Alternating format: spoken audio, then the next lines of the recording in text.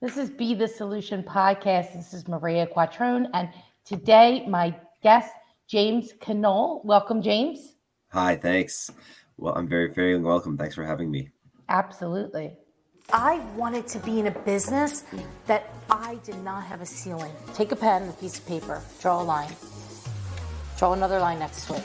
At 365 days, if you drew 365 lines, you started here with one line, but look how far you've come.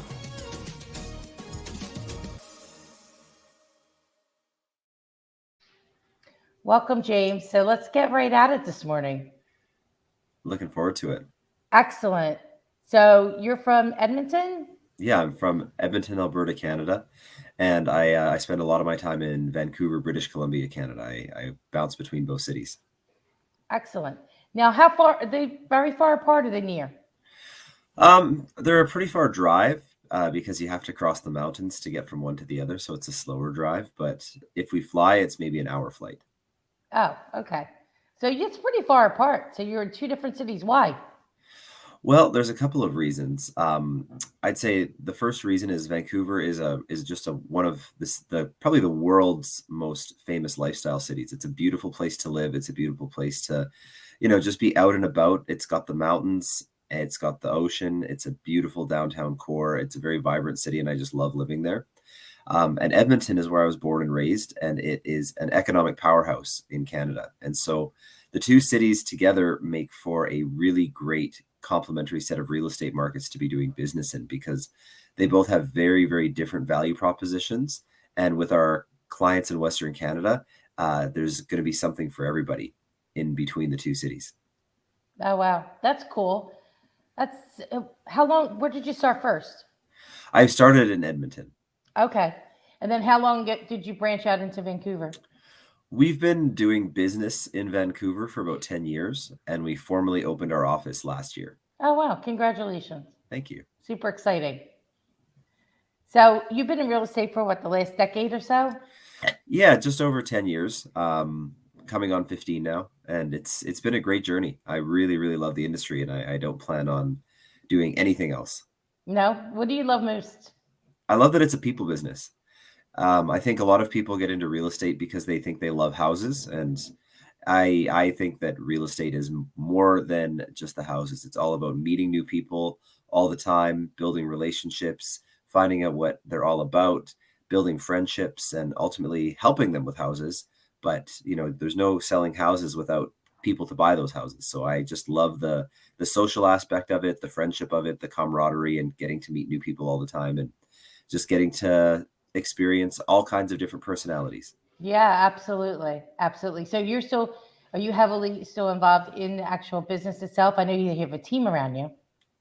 I do, yeah. I've got a team of realtors in both cities, so I'm not as in production as we say as the realtors on the team, of course. But when it comes to long-standing repeat clients or family members or close friends, I typically still help those clients out just because it gives me a chance to stay in the field, keep my skills sharp, and be a part of the process. But the majority of the new inbound traffic and lead traffic that we get goes to the realtors on the team.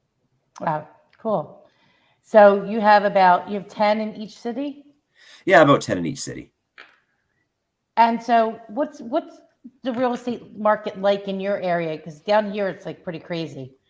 Yeah, it's really a tale of two cities. Vancouver is pretty crazy, and it has been historically a pretty crazy market for about the last 20 years. So, it's one of those markets where every year prices seem to go up. Good properties have multiple bids on them. People have to write unconditional offers.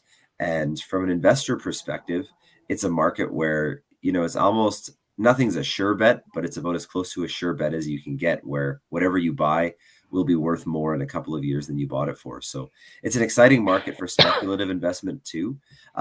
So many people, not only from around Canada, but from around the world, buy pre-sale construction condos in Vancouver because, it's easy to tie up properties with 5 to 10% down. And then by the time they're completed construction, they're worth more than you started with. And there's a huge equity gain there.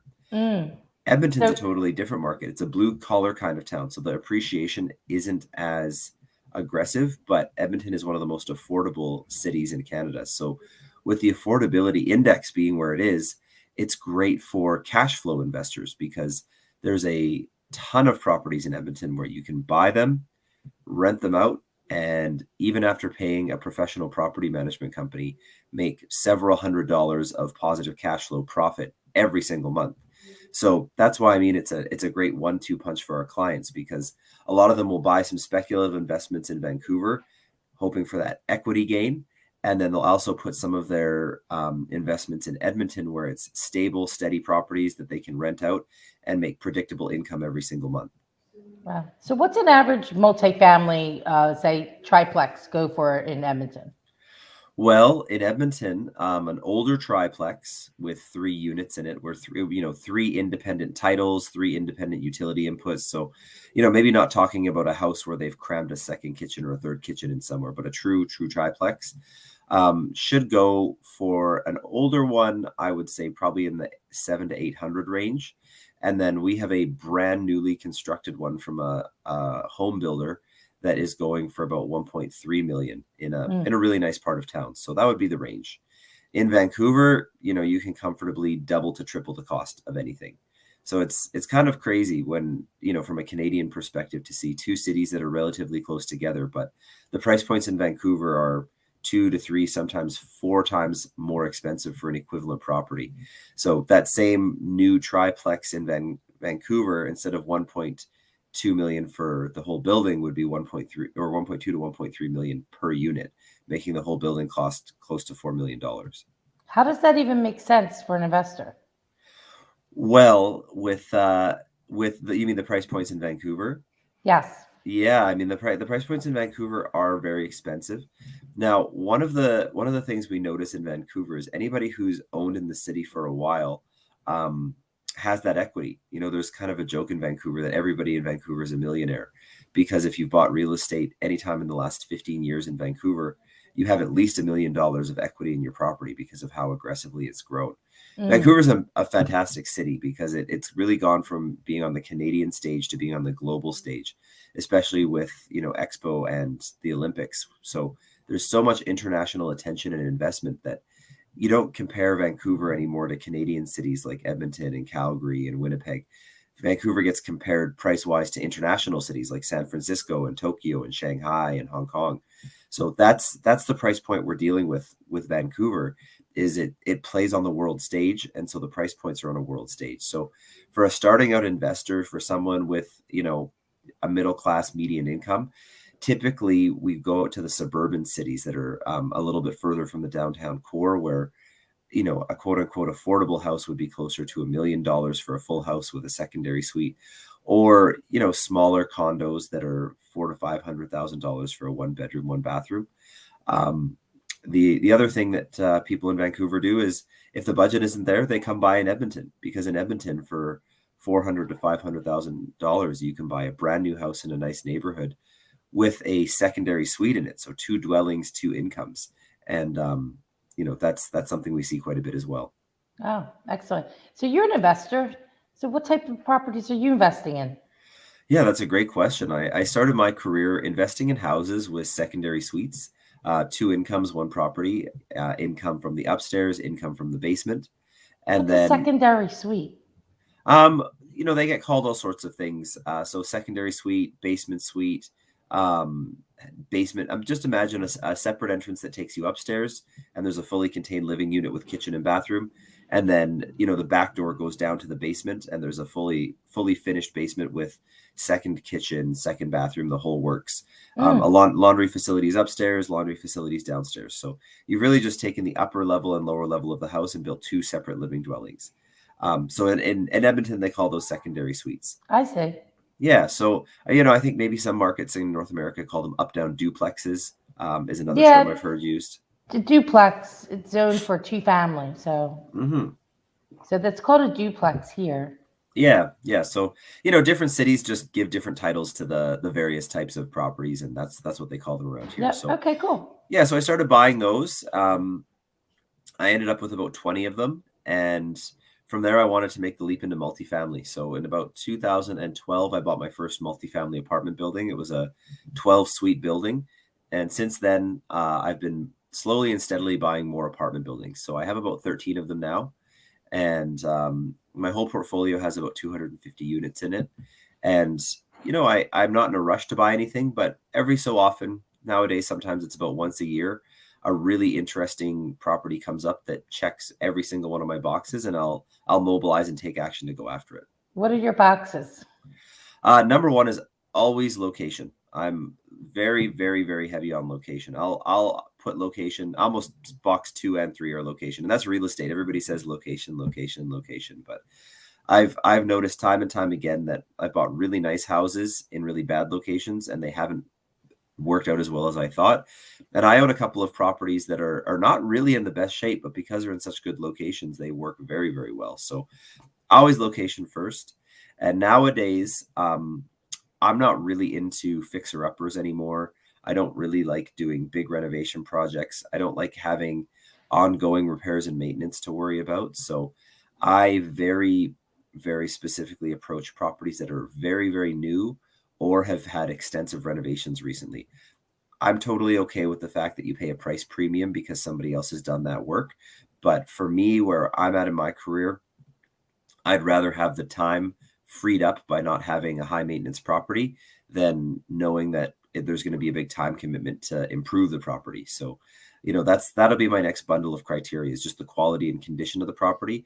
And when you have a great property in a great location, I find the tenant profile just sort of takes care of itself, because great people always want to live in nice properties in nice locations and pay premium rent for them. Absolutely. So the last building you bought, what was that? How many units?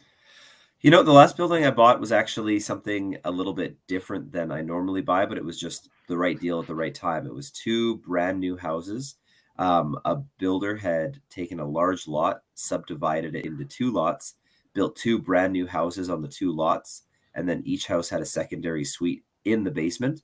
The numbers were fantastic. Each house right out of the gate made about $850 per month after all expenses. And then it was a bit of a COVID deal, as they say. So right when COVID really started sinking in, there was that initial panic, March, April, May.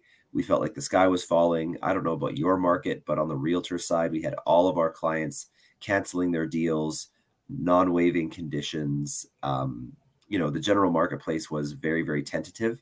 And as a result, there was a huge amount of softness in the market. The stock market did the same thing for about a month and a half, where everything just shot right down. So I was in the right place at the right time. The builder wanted their cash out and was willing to let the properties go for a sweetheart of a deal. So what did you pay for those? So each house, they were listed at $550, and I was able to acquire them for $475 each. And what did they make in rent? So both houses today make one's rented $3,200 combining the up and down. The other's making $3,350 combining up and down. And that's in the Edmonton market. And that's brand new construction. Do you get any abatements on taxes up in your area or anything like that? We don't get any tax breaks for new construction, no. But those properties, since I bought them, out of the 4 units, I've only had 1 tenant turnover. Every other property, the tenants have been long-term. And I've been able to raise the rent just a little bit every year. So the rents are inching upwards. And to date, I've had 2 maintenance calls. So, even the numbers could be higher for properties that were older and cheaper. But from my perspective, $850 a month is pretty okay with me. Yeah. And the only work that those properties have really required from me in the last 2.5 years is, depositing the e-transfer for rents every single month. So, that's where it's at for me in my portfolio. Is I like it low maintenance. I like it very little time consuming. And I'm willing to pay a bit of a premium for that experience. And, the mortgages are getting paid down, and the recent tax assessments are right back up where they would have been prior to COVID, which is about $550. So that was a really good one.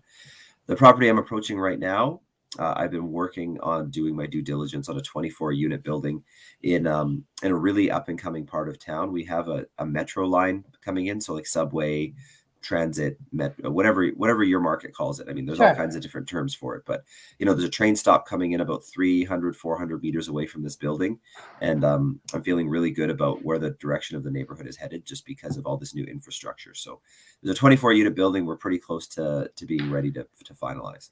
Oh, that's cool. And how much is that? So that one is $3.5 million for 24 unit building. So that's about middle of the price range for Edmonton. So it's what, 150, about 150 a unit? Yeah, about that. Okay, that's pretty good. Yeah. And then each unit makes about, what's the average rent? The average rent, so that one is not nearly as lucrative on the cash flow side. That one makes about $1,200 per unit. Okay, so they rent for $1,200. So that's not bad.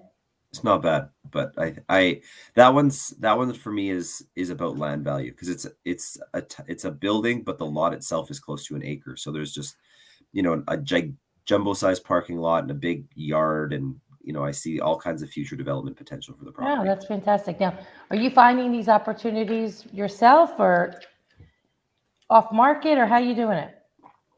The two houses were actually on the market, and I saw them on the market. We'd actually showed them to some of our clients. The houses were on my radar, and then when COVID hit, the selling realtor and the builder called me up and said, "Hey, are any of your clients interested? We really need to sell these things, and I know we're going to take a haircut on them, but we're willing to go really low." And then I said, "Well, how low?" And they kind of threw a number at me, and I said, "Would you do 475?" And they said, "If you can do that right now, yes." And I said, "I can do that right now, so let's give it a go." Cool.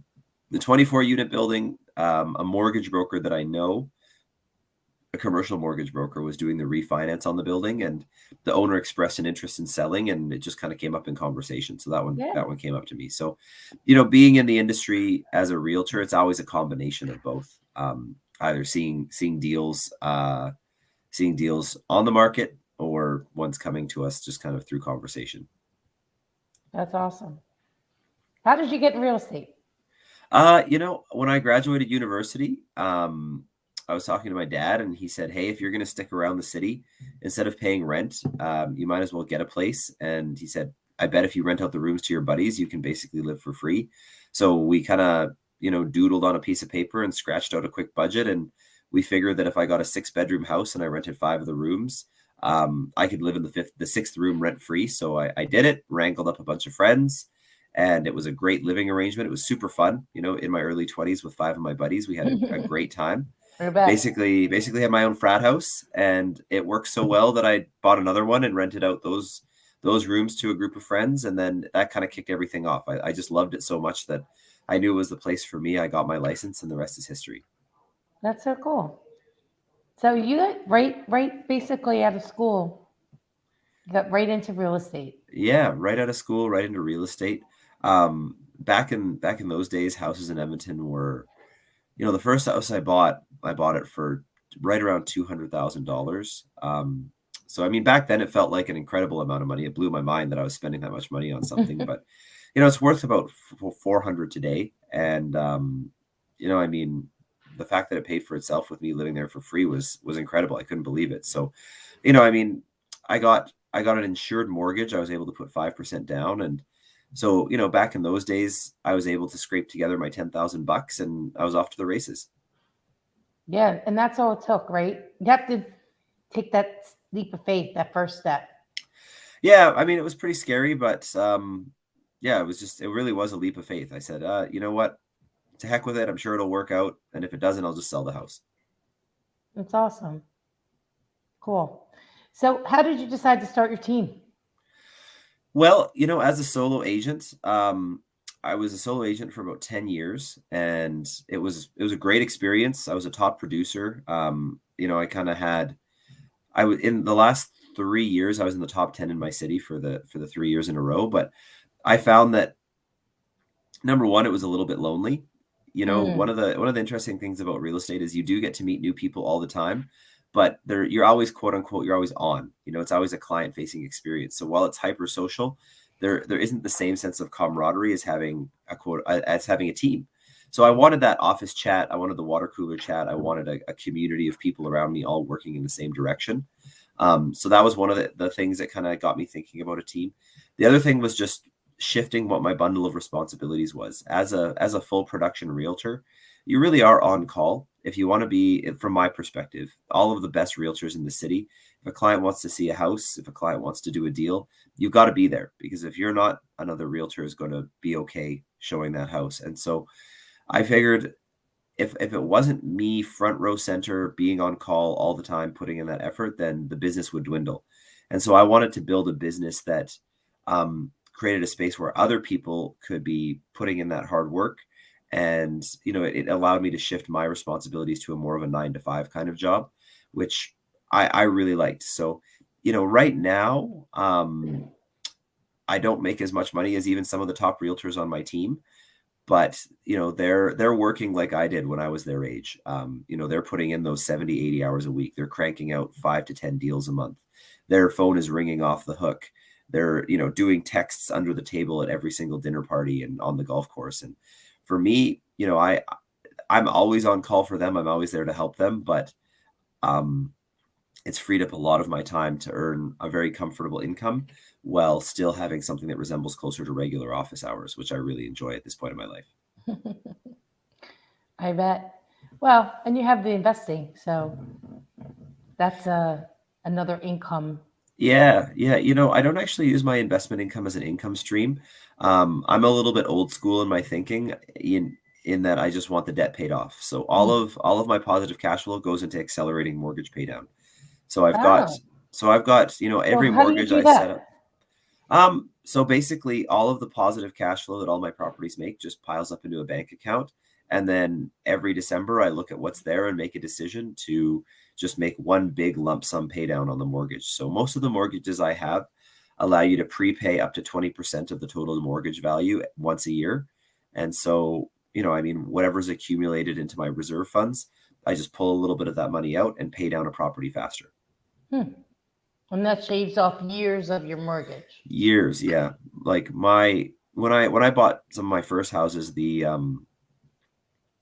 amortization was 40 years and 30 years on a lot of the ones I bought. And I'm on track. Yeah. Oh yeah. Back in the mid 2000s, you could get 40-year amortizations. Wow. And I'm on track with a lot of my properties to have them paid off in 15 years. And it's just because I've accelerated it. So, that's a comfortable place, because the cash flow goes from being really good to being amazing when you take the mortgage payment line off of the ledger sheet. And then it becomes really comfortable, because you're not under pressure to get the highest possible market rent. If you have an amazing tenant that wants to rent the place, it's like, what, don't shop elsewhere. I'll give you $200 better than somebody else. Just come and live here for the next 10 years. And so just even acquiring and attracting the best tenants, being able to be flexible on price is a huge, huge benefit. Yeah, no doubt that the tenants not leaving and staying is key to less of stress and wear and tear on the building, because you have people moving in and out. You're constantly making repairs and doing the turnover and painting, and somebody's there, they're there.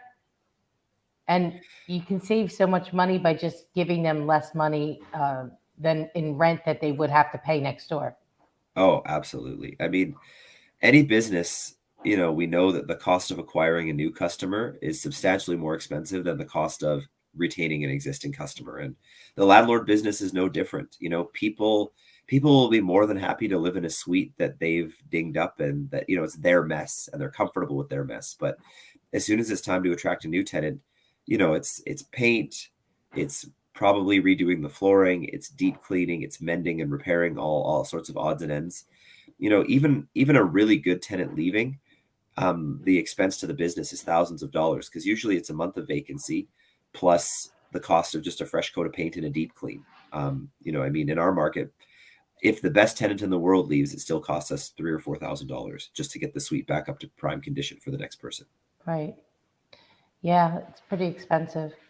And it's the time too, because you have the downtime, and then the whole cost of re-renting. Exactly. It's a bunch of little expenses that when you add them all up, it's like, holy smokes. I'm going to spend, it's $5,000 re-renting this place. If I give this person a $50 a month discount, it takes several years for that $50 a month discount to add up to $5,000, and there's a lot less headache in the meantime. So, Right. I always think about those calculations when when somebody's asking for some kind of consideration. No, it definitely makes sense.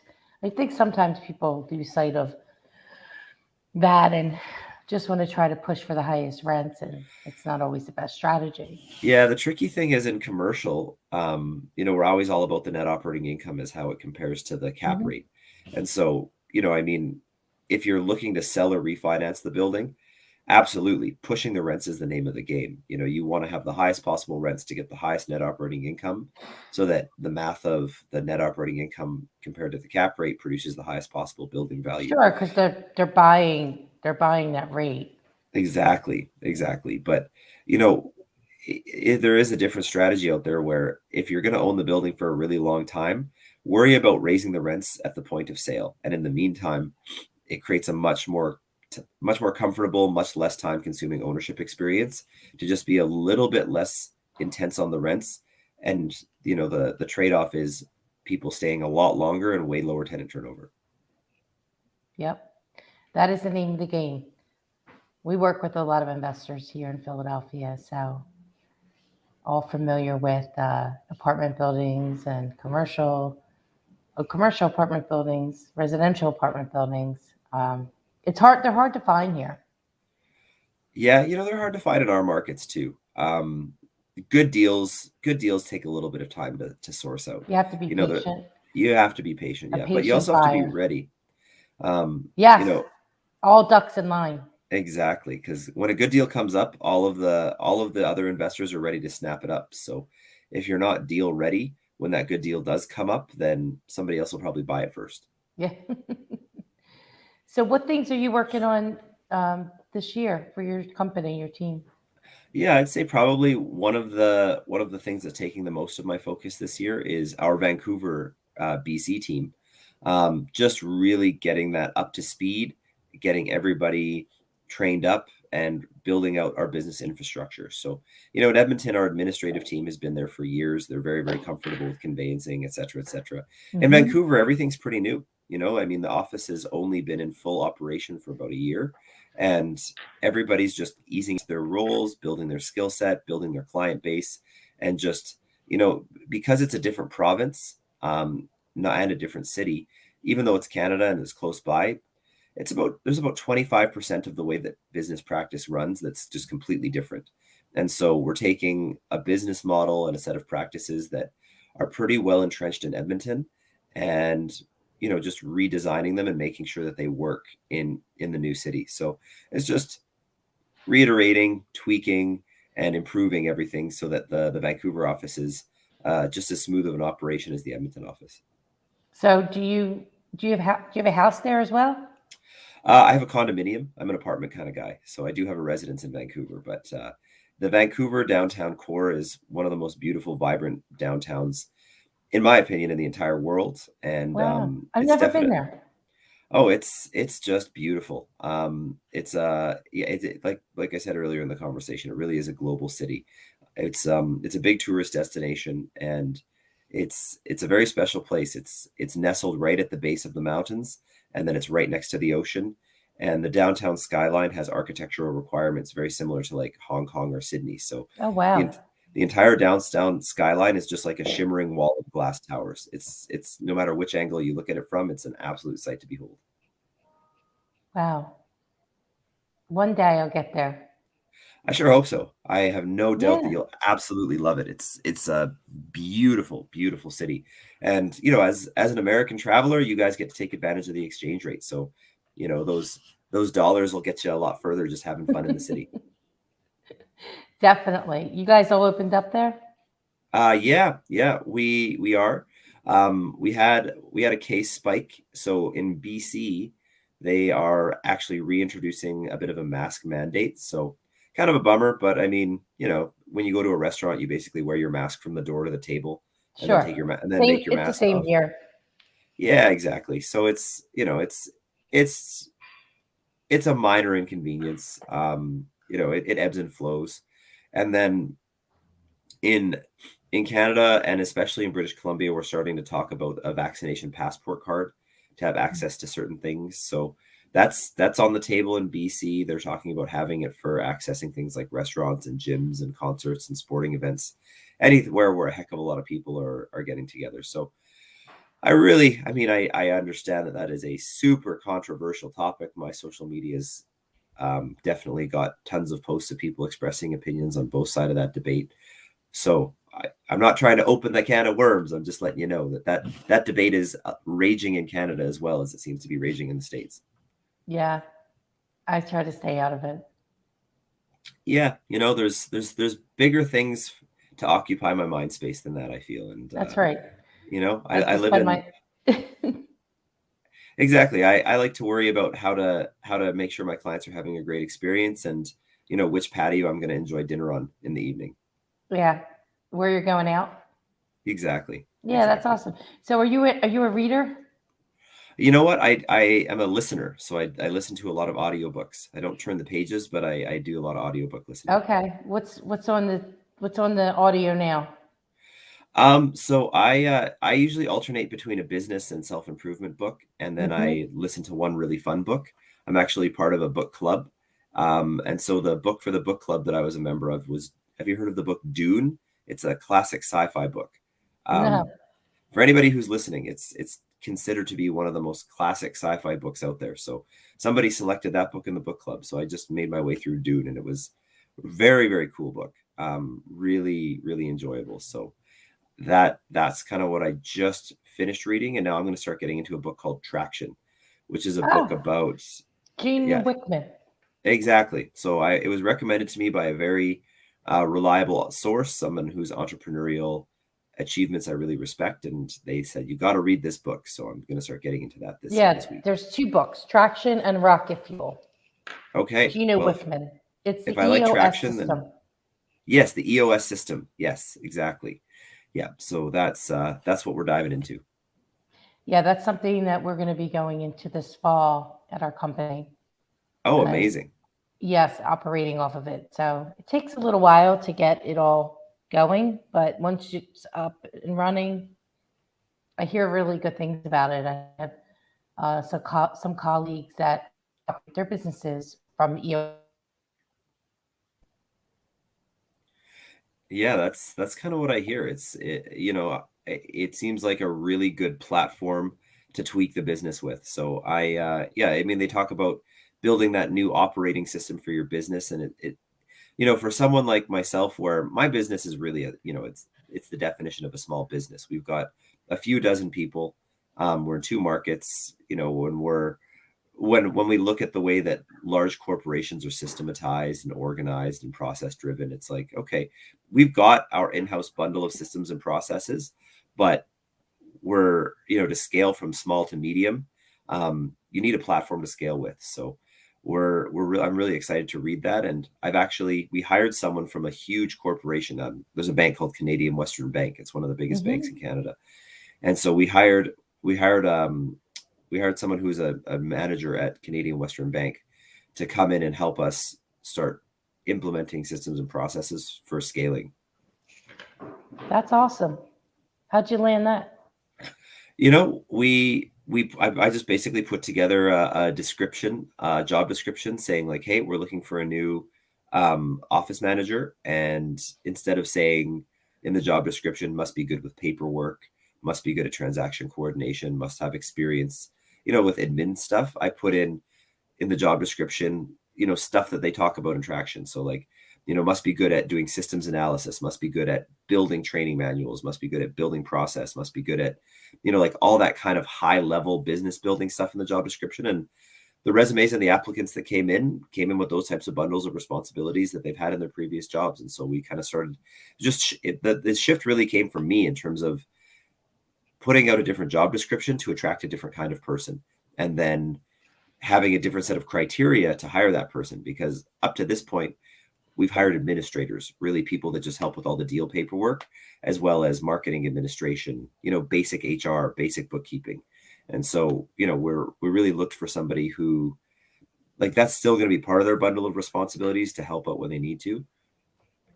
But, we really focused on finding somebody that understood the business of business to help us grow. Well, scaling, in order to scale, you really need to have people that wear different hats and different thought process than what you currently have. Totally. So, I feel like this new person, they started this week and they've already started, like, they're basically just exploring our company. I don't even know really else to describe Probably it. should be exploring for the next 30 to 60 days. Yeah, they're just observing how our meetings are held. She's poking around in our shared drive to look at how all of our files are organized. She's looking at our process documents, and it's very interesting. She's just in the company, poking around, looking at everything, and then once a week, or once a day, we're having a discussion about what she's observing, and it's already fascinating, the kinds of stuff that she's observing and pointing out, and some of the challenges that I always thought, like, well, this is just a challenge that we don't have the manpower to overcome. So it's like, that's you have that list of things that's always on the back burner where you're like, oh, it'd be so nice if we built this one day, or it'd be so nice if we did this one day. And you can have a brainstorm with your leadership team where you can come up with 50 great ideas, but each idea seems like it's very daunting to implement. And so it's it's interesting to get her perspective on which ones are the important ones and how to implement them without being super time consuming. Yeah, I just read this book called Who Not How. Who Not How. It's by Dr. Benjamin Hardy and Dan Sullivan from Strategic Coach co-authored the book with him. And so Nice. Dan Sullivan got Dr. Benjamin Hardy to write the book. And it all came because Dr. Benjamin Hardy was at the Genius Network. I don't know if you're familiar with Genius Network. I haven't heard of it, no. Yeah, it's a cool group of people. Expensive to get in, but from what I read, it's probably worth it. Yeah. The money. But it's a really cool book, and in the book it talks about for me, it's like, you probably have a list too of all these things you want to do that you haven't done yet, like that you want to build, maybe other businesses, whatever, or within your company, other things, other department. And so it's thinking about who the person can be and not how it's going to get done. Like, don't concern yourself with the how, just the who, and going out and finding that who, just like you did right now, right? And so the whole book is about that. And I for some reason, just took a strong liking to it. I just finished it over the weekend. Was sitting on the beach reading the book on Sunday. Nice. Yeah. Yeah, I It's think good. I've observed that in my business plenty of times, where if the right person has the right goal, they just figure out the how. And so, early in my entrepreneurial days, I'm a very detail-oriented, process-driven person. And so I spent so much time in my career just building processes, building checklists, building flow charts, writing how-to blurbs, and really trying to control and micromanage and crystallize every single way that the process for the things need to happen. And I've definitely got glimpses of when you put the right person in the right seat, and kind of teach them some of the general guiding principles of how you want your business built, and just like how the basics of your organization and process need to happen. They internalize that, and then things propagate from it. So I really like that idea, because I've even had experiences where I'm like, oh, okay, so I put somebody to work on something and I check back 2 weeks later and they've taken what I showed them and built on it something amazing. Yeah, that's so cool. That's awesome. So what's the 2022? What do you got on the horizon?